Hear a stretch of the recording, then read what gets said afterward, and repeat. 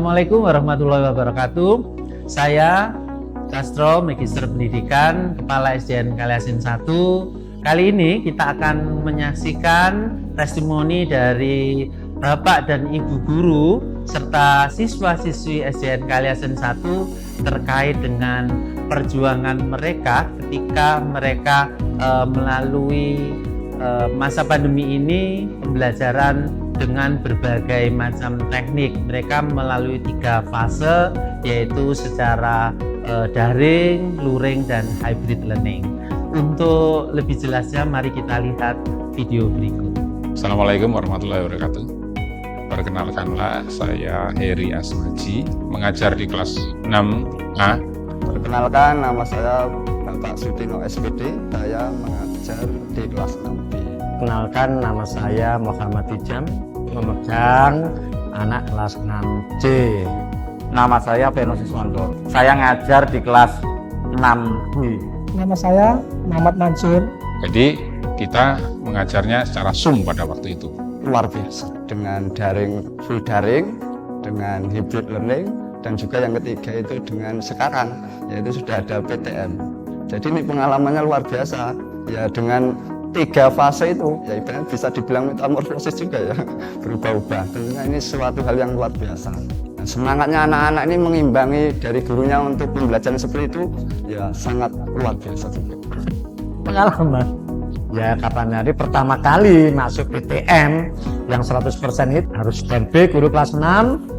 Kebetulan ketika itu ya karena mungkin makin bebas, saya arani gitu ya. Saya pikir itu adalah orang tua. Kemudian saya panggil, permisi Pak, Bapak apa perlu dibantu untuk mencari siswanya. Kemudian setelah noleh, ternyata maaf Pak, saya siswa kelas 6.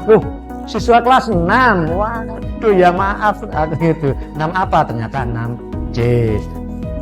Saya di sini sudah mengajar lama sekali, tapi tidak bosan dan sangat menyenangkan.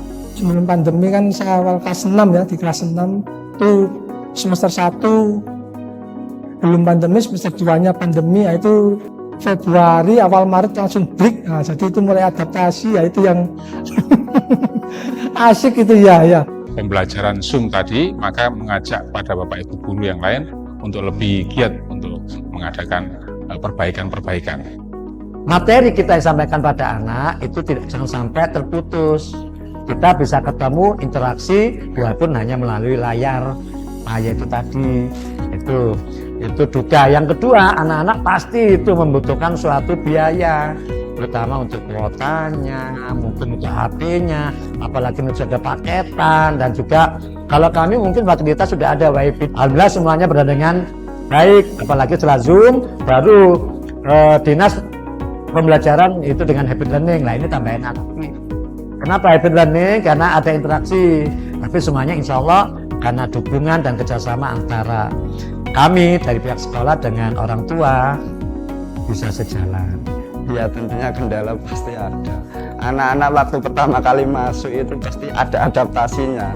Yang keberadaan anak itu seperti di kelas, tapi jiwanya itu loh belum menyatu di sekolahan, di kelas. Sehingga materi itu setelah dia bengong ini anak ini gimana loh. Seperti belum sekolah yang seperti dulu-dulu waktu PTM. Jadi memang ada seperti anak itu ya murung atau kurang konsentrasi lah. Ya ngantuk juga. Untuk hubungan dengan orang tua, alhamdulillah baik. Ya. Di antaranya kalau misalnya saya mengalami kesulitan dalam pembelajaran, itu kami langsung menghubungi humas. Ya, melalui humas, kemudian mengatakan ini kekurangannya. Dari kekurangan tadi, oleh humas langsung dibicarakan di dalam humas, dalam kelompok humas untuk menangani hal tersebut. Jadi sangat membantu sekali. Langkah awal saya, sebelum saya mengawali mengajar, saya harus berkomunikasi dengan orang tua. Itu prinsip saya. Jadi saat minggu pertama, itu sebelum anak-anak masuk, saya mengadakan Zoom dengan orang tua. Di situ saya jelaskan program saya juga membuat komitmen bersama dengan orang tua. Karena apa? Dengan kita membuat komitmen bersama, bagaimana baiknya tentang anak ini, maka pendidikan akan berlangsung dengan baik. Tetapi ketika tidak ada kesamaan visi dan misi untuk anak-anak ke depan, kita akan sulit menemukan titik temu. Apalagi di masa pandemi seperti ini. Contohnya tadi, tentang teknologi yang harus kita gunakan untuk hybrid. Bisa terlaksana karena apa? Kerjasama yang baik antara sekolah dan orang tua. Sehingga ketika guru mengungkapkan kesulitannya, orang tua langsung menanggapi dan membantu menyediakan alat-alat yang digunakan. Itu salah satu contoh. Dan banyak hal yang lain. Ketika anak-anak di rumah, itu otomatis yang akan bertindak sebagai pengajar, pembimbing adalah orang tua. Sedangkan di sekolah adalah guru. Sehingga kami perlu kerjasama dan berkolaborasi. Tujuannya apa? Demi kebaikan anak. Itu saya kira. Protokol kesehatannya kita saling koordinasi sama orang tua supaya anak-anak itu disiapkan dari rumah. Sedangkan saat di kelas itu sudah pakai masker lengkap protokolnya, dan penjemputannya, pulang perginya, itu sudah ada kerjasama sama orang tua, semuanya bisa berjalan lancar. Terima kasih untuk pesan para siswa kami. Yang jelas adalah harapan yang luar biasa. Ya, dan nantinya apa yang saya sampaikan, apa yang disampaikan oleh Bapak Ibu guru mapel yang lain itu dapat anak untuk bisa berkembang di dalam kehidupan sehari-hari. Jadi secara sosial dia dapat berkomunikasi dengan teman-teman yang lain dan juga bisa menerapkan apa yang ada atau yang diberikan oleh Bapak Ibu guru untuk pembelajaran ke depannya. Maksudnya di sini adalah di sekolah lanjutan. Dan jika kalau misalnya itu sudah berhasil, insya Allah nanti anak akan bisa berkembang kembali sendiri untuk meneruskan cita-citanya. Saya kira itu. Tentunya bisa ini ya, untuk cerdas secara otak dan juga watak. Jadi ada dua kecerdasan itu. Yang memang secara otak itu ya secara pengetahuan lah. Tapi yang secara watak, karakter anak-anak nanti di SMP atau dan seterusnya tolong tetap dijaga yang baik.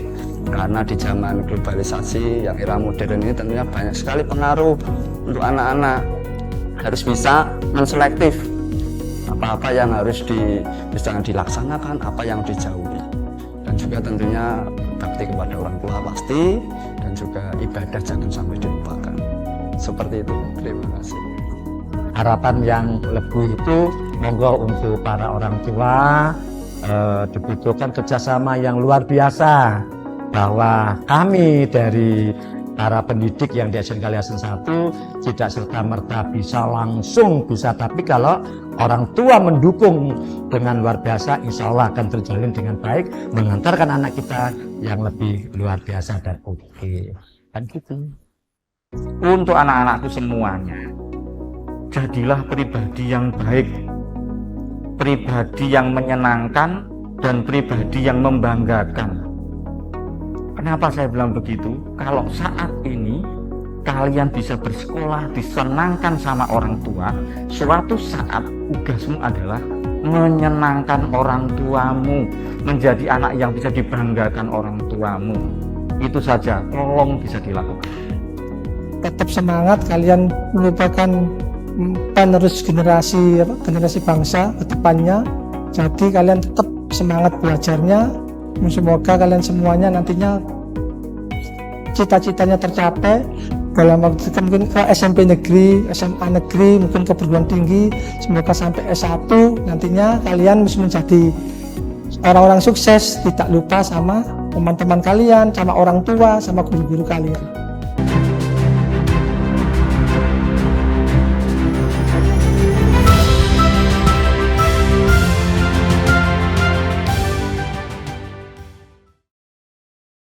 Assalamualaikum, halo teman-teman, nama saya Safa dari kelas 6A SDN Kaliasin 1 Surabaya.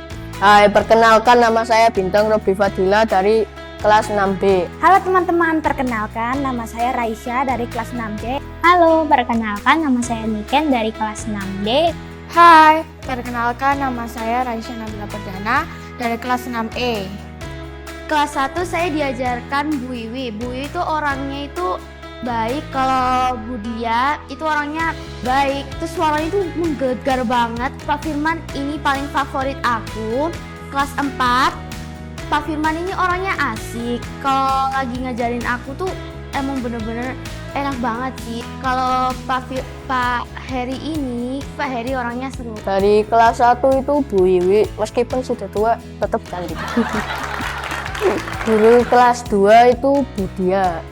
Budia itu sabar banget orangnya, baik. Kelas 3 itu Bu Pur. Ya, jujur saja ya saya agak sedikit kerang gitu. Kelas 4 itu Pak Bu Ami. Bu Ami itu tegas, pintar dalam hal agama gitu.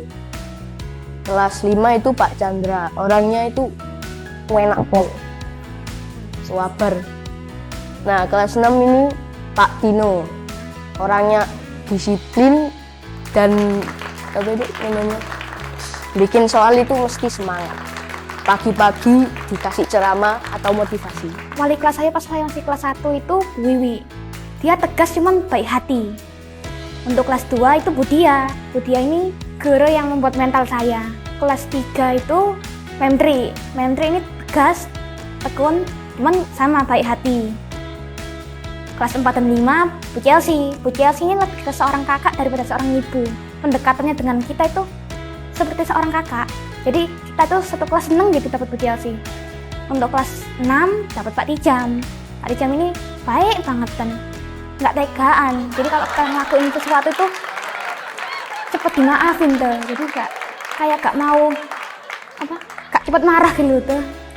Untuk wali kelas 1 itu Bu Eva. Bu Eva itu baik, ramah, dan cantik juga.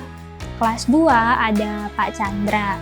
Pak Chandra itu mukanya tuh selalu sinis gitu waktu pertama kali ketemu, tapi ternyata suka ngelawak. Kalau kelas 3 itu ada Bu Rofi. Bu Rofi itu baik, cantik, juga ramah. Terus kalau kelas 4 sama kelas 5 itu ada Mentri. Mentri itu cantik, baik, tapi juga tegas. Setiap ada kesalahan yang diperbuat sama salah satu muridnya pasti ditegur. Terus kalau kelas 6 itu ada Pak Pirno. Pak Pirno itu orangnya tegas, bertanggung jawab, tapi juga suka ngelawak. Kelas 1 tuh Bu Eva, dia tuh orangnya baik, lucu, dan cantik. Lalu kelas 2 itu Bu Ririn sama Pak Chandra. Mereka tuh orangnya tuh fun gitu loh, seru. Lalu yang kelas 3 itu Pak Tarso. Pak Tarso tuh lebih woles, lebih santai. Lalu kelas 4 itu Bu Yati. Bu Yati tuh kita harus ngerjain tugas tapi nggak pernah marah gitu loh. Lalu kelas 5 itu Bu Ira. Bu Ira tuh orangnya seru banget. Lalu kelas 6 itu Pak Mansur. Pak Mansur tuh orangnya tuh seru banget dan enak lah. Pak Mansur itu jarang sih ngelucu. Pak Mansur tuh lebih detail kalau ngejelasin sesuatu. Nggak suka banget, belajar online nggak seru. Mending soal offline lebih seru, bisa dikoreksi bareng. Kalau online tuh saya sempat kaget. Oh, online? Saya kan nggak pernah pelajaran kayak gitu ya. Jadi saya agak kaget, teman. Habis itu karena udah 2 tahun setengah, 2 tahun, itu saya terbiasa tuh. Jadi udah, ya gimana ya, udah biasa. Cuman kadang ya gangguannya itu yang bikin saya jengkel, gangguan internet. Jadi Pak Tijam ngomong itu saya, ngomong apa kok tiba-tiba dari sini. Jadi kalian tuh ada teman saya yang WA, ya ini Pak Tijam ngomong apa? Nggak tahu aku juga. Itu, error. Awalnya sih seneng, tapi karena udah sampai 1,5 tahun tuh lama-lama jenuh. Kalau online itu seru sih, tapi kendalanya tuh di internet. Jadi kadang-kadang Pak Mansur lagi jelasin terus juga keputus gitu, soalnya kayak nyandet gitu loh. Aku pertama kali hybrid itu juga seneng sih. Ada wali kota. Terus aku tuh kan nggak tahu wali kotanya itu, aku kira masih Bu Risma gitu kan. Terus aku disapa sama wali kota, tapi aku nggak jawab, aku cuek-cuek aja, padahal dipanggil balik-balik cuma kayak Safa, halo Safa, tapi aku cuma diem doang, aku malah nggak ngurus gitu. Terus aku diem aja gitu kayak siapa sih orang ini, ngapain sih dia nyapa-nyapa aku, males banget, nyata dia wali kota. Terus aku baru tahu itu, terus aku agak malu sih. Karena itu aja sih. Pembelajaran hybrid ini sangat senang banget. Pertama di situ didatangi Pak Wali Kota, Pak Eri. Saya sempat ngomong dengan Pak Eri. ditanya gini, siapa yang mau cita-citanya jadi wali kota atau presiden? Ini bagus. Kamu sukanya apa? Saya suka matematika, Pak. Kalau HIP saya kurang suka. Kenapa? Soalnya kadang tuh kalau Pak Dijam jelasinnya di sekolah, yang di rumah nggak terlalu denger. Cuman kalau pasti Pak Dijam jelasin yang ke rumah, pasti yang di sekolah pasti denger kan, nggak mungkin nggak denger. Cuman kalau Pak Dijam lebih ngefokusin yang di sekolah, kita tuh bingung. Pak Dijam ini ngomong apa sih? Bingung gitu. Jadi cuma bisa diem aja ngeliatin. Oh iya. Kayak ngerti, cuma betul nggak ngerti. Enggak dong. Kalau marah, kalau emang kita bener-bener bandel baru di marahnya. Kalau biasa aja ya gak marah, cuma paling bilang, ayo jangan ngomong, kerjain tugasnya.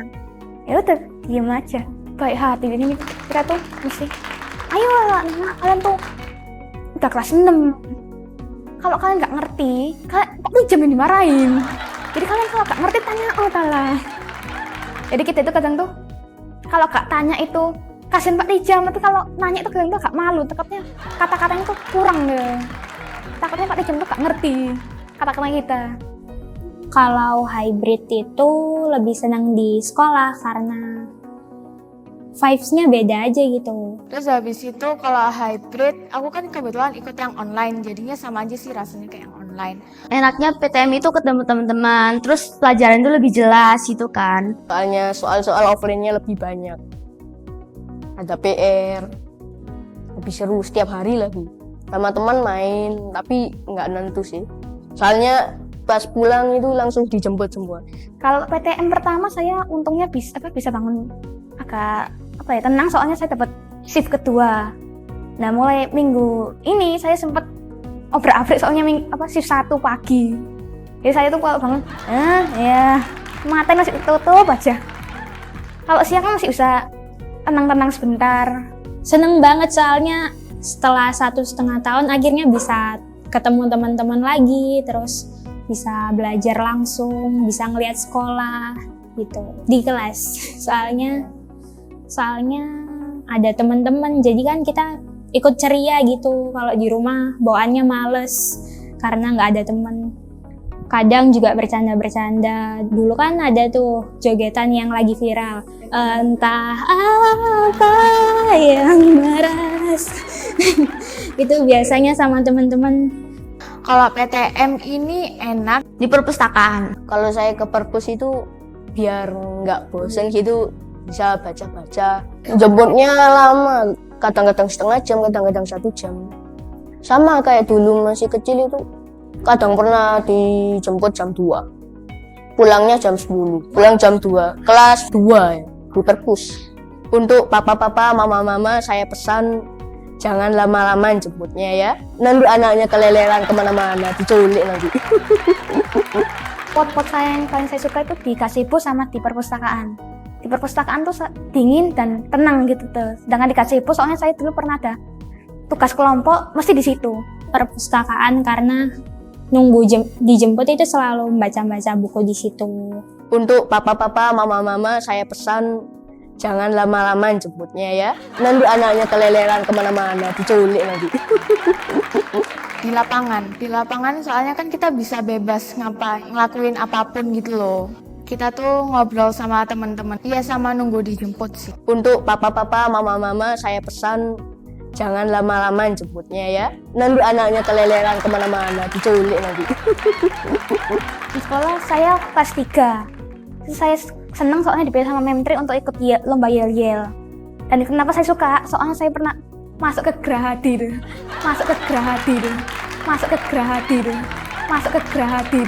Saya seneng gitu. Wah gini ya ternyata Gerahadi itu. Tapi nggak bisa ketemu sama Bu Risma, siapa kita nggak bisa. Tapi udah seneng bisa masuk ke situ. Menang juara 1. Pelatihannya kalau misalnya cerah gitu ya bisa. Cuma kadang muridnya yang kepanasan tuh. Soalnya di lapangan. Yang kelas 6, 5 sama 4 enak. Yang kelas 3 saya sama teman-teman saya tuh kadang cepat kepanasan. Tapi kalau udah mendung gitu jangan lama-lama ya, lihatnya takut nanti hujan. Soalnya ketemu banyak yang telat jemputnya. Untuk papa-papa, mama-mama saya pesan jangan lama-lama jemputnya ya, nanti anaknya keleleran kemana-mana, diculik nanti. agak sedih sih, tapi semoga kita masih saling kontak gitu kan. Semoga aku mintanya kita tetap saling ngobrol lah ya. Buat teman-teman, semoga kita nggak sampai sini aja ya pertemanannya. Kita bisa reuni bareng, adain reuni gitu kan, biar jadi kita masih ada hubungan pertemanan. Buat teman-teman saya pesan jangan lupa beribadah dan belajar dengan Tentu sedih deh, kenapa? Soalnya udah 4 tahun sama mereka. Tapi saya berharap nanti ada reuni, jadi kita bisa berkumpul lagi. Bisa inget-inget terus kontak-kontakan itu masih bisa. Ibadahnya, terus satu kelas ini jangan dilupakan. Soalnya kita sudah 4 tahun bersama-sama, jadi jangan lupa satu sama lain ya. Bakal kangen banget sih soalnya. Udah terbiasa gitu sama mereka. Kalau sampai kepisah itu kayak sedih.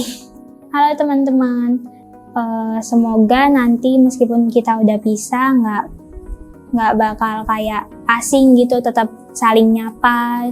Terus juga semoga kalian nanti bisa masuk SMP harapan kalian. Kangen banget sih, bakalan kangen banget sama temen. Sedih sih pasti, tapi aku harus tetap semangat. Harus tetap nggak boleh sedih, tapi sedih.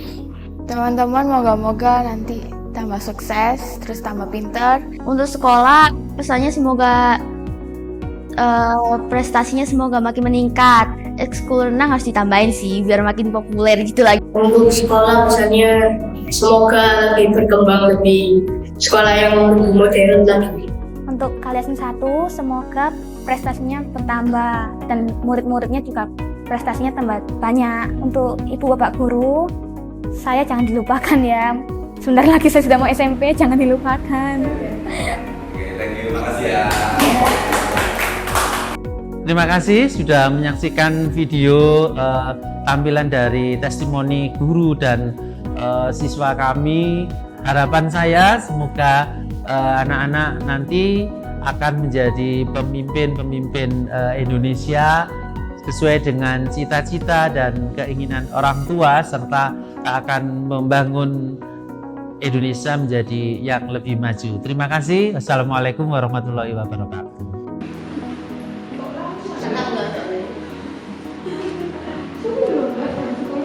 Kak mbok komplain Om Doni tuh, Kak bilangin terus. Ya apa mamamu kalau komplain ke Om Doni? Langsung nggak diantar. Terus apa? Terus apa? Ayo ikut memori kuntel contoh.